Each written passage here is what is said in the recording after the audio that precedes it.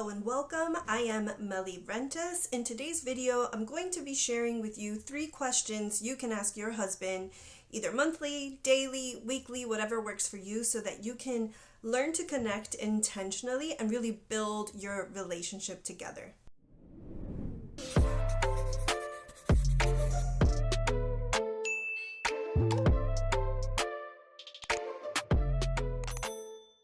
I am a lifelong Christian and licensed therapist in the state of Florida. I'm doing basically commentary today on an article from Psychology Today, and I wanted to incorporate my training in marriage counseling experiences as well as a married person and as a Christian. So today I will be commenting on an article from Psychology Today called 3 Questions for Couples to Check In with One Another. These 3 questions are the key to becoming the best partner you can possibly be.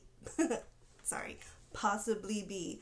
According to them. So I have a lot to say. I've done a lot of training in marriage counseling and have worked with lots of couples over the last 15 years. So I thought it would be really good to comment on this article. If you want to, you can check the link for the article in the description of this video. Basically the 3 questions that it has here, I'll share those with you now. Number 1 would be, did you feel supported and appreciated in the past month? And if you see me looking away or looking down, I'm referencing the article, my notes, etc. I like that basically this question is a way to encourage support and appreciation and a way to communicate that. With some of the training that I've done with the Gottman Institute, which is like the go-to marriage counseling organization in terms of like the secular view of psychology, which again doesn't always necessarily mean unbiblical, it's just not Christian predominantly, right? They talk a lot about the importance of building a sound relationship. And so there's this whole theory, and there's even, a worksheet that I give my clients that shows, a sound relationship and all the different parts of it. And one of those parts is sharing fondness and admiration. So having an opportunity, whether it's daily, weekly, or monthly, to really be intentional about sharing your appreciation and gratitude for one another is going to be a really important part of building healthy communication, especially if you're in a season of high stress, lots of arguing. You have to actually do something to kind of break those chains and start being intentional about communicating nicely with one another. Question number 2 in this article is, have there been any challenges or conflicts that we haven't fully resolved? So if you've been married for more than a day, you know that it can be characteristic for some couples to kind of sweep problems under the rug. Maybe you just don't want to deal with a conflict. It's easier to not have the argument or the discussion, or at least you think that it might be easier. And so what ends up happening is kind of like a pressure cooker, right? Like once that pressure builds up, eventually, that steam's gonna go off, and if the fire at the bottom doesn't actually get turned off and resolved, that issue, that fire, that steam, that pressure is still going to continue to be there. What I like about that question is that it's encouraging you to address problems as a team and to have the dialogue, because this dialogue really does lead to conflict resolution. Now, of course, that depends on whether or not the way that you guys are talking to one another really is edifying, encouraging, gentle, etc. So if that is something you struggle with and you want me to dive deeply in another video with more, communication skills and tactics, different techniques that I teach clients, go ahead and leave a comment under this video and I can do a future video on that. But just having these opportunities where you intentionally connect whatever works for you, whether it's daily, weekly, or monthly, is going to be a great opportunity to share gratitude and also just work as a team to resolve conflict. Question number 3 in this article says, is there anything you'd like to see more or less of in our relationship? And I like that they cite a study here from 2022. It says that in the Journal of Social and Personal Relationships, the study found that reminiscence of positive memories results in higher relationship quality and optimism about the relationship. So that's really great because it's like you're remembering all the good times. I love that. My husband, he put like a projector in our room because he loves having just massive screens bigger than a TV, and it connects to, I think it's like a Fire Stick, but it'll flash pictures I guess, that he has set up. I'm not very techie when it comes to that, but it's a bunch of pictures of us as a family and of our kids throughout the years. So sometimes at night when we're watching TV, or if it kind of goes blank because we're showering or picking up, cleaning, we see the pictures kind of cycle through, and we look at it and we reminisce, and we're just like, it's just like those moments of when the kids were cute and little, or just trips to Disney and things like that. Those little moments of connection, of reminiscence, of like positivity are really encouraging and really helpful, because it just creates like that positive regard that, again, circling back to the Gottman Institute and their work with marriage and couples, one of those items in the Sound Relationship House that they talk about wanting to help couples build, is shared fondness and admiration, but also making life dreams come true, creating shared meaning.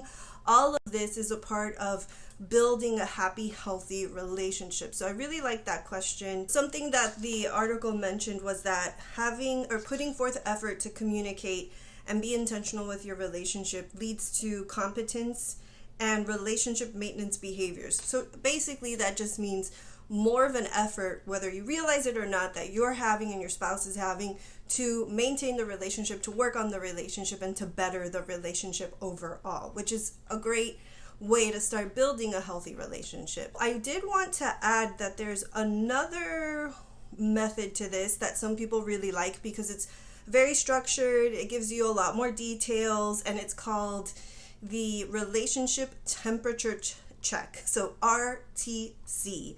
And I will also put a link in the description if you want to check out this article, and it goes into a bit more detail if you want or need more structure. This is really helpful if you're in a relationship where there's a lot of conflict and you're really trying to put out that fire and reconcile and work together and really be intentional about checking in with each other daily. So if you really feel convicted that this is something that you want to do every day, and have it be just like a little bit deeper than those 3 questions from the Psychology Today profile, this is one of those things that a lot of my friends that I have, whether it's through homeschool groups, churches, pastors, etc., have said has been very helpful for them.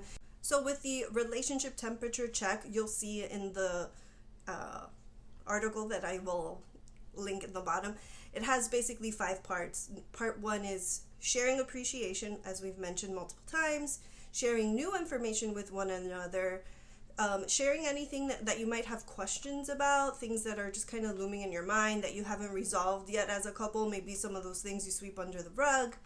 And then number 4, sharing your concerns with recommendations of what it is that you want moving forward. Like if there's an issue you want to bring up, that would be the time with what you want to see.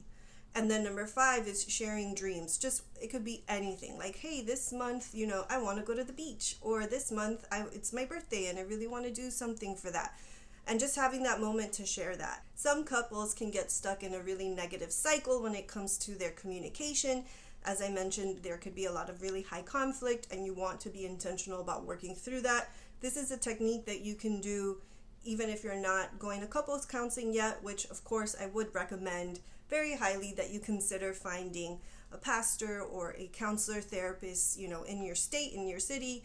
With therapists, you can work with them even virtually over the computer. So anyway, somebody to partner with, to keep you accountable, to learn from, to receive that edification and that encouragement that you need in this season to work through challenges as a couple.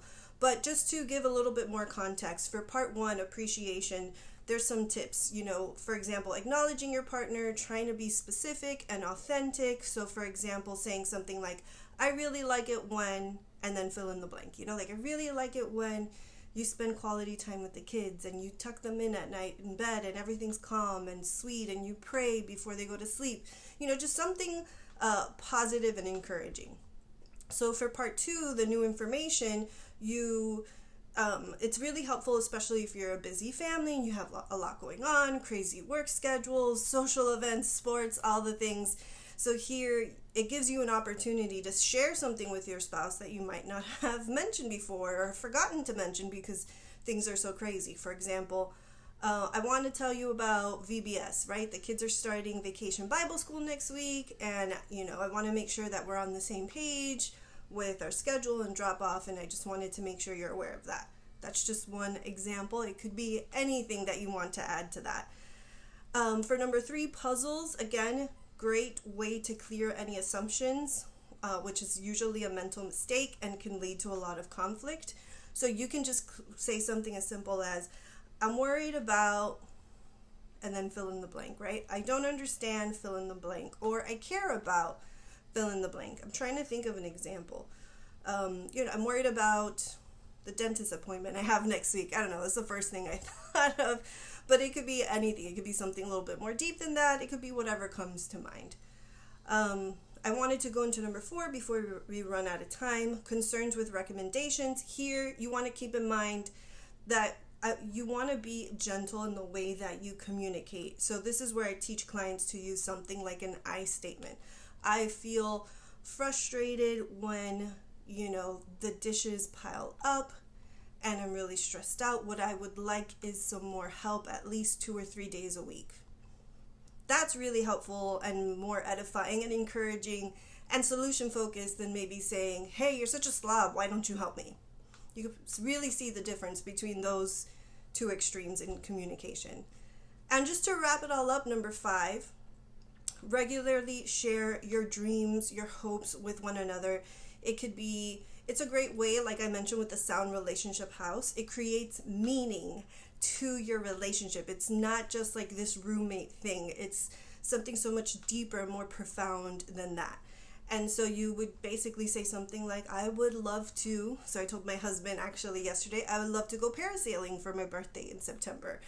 I mean, I've got a whole list of things. I got to pick one because I turned 40 this year.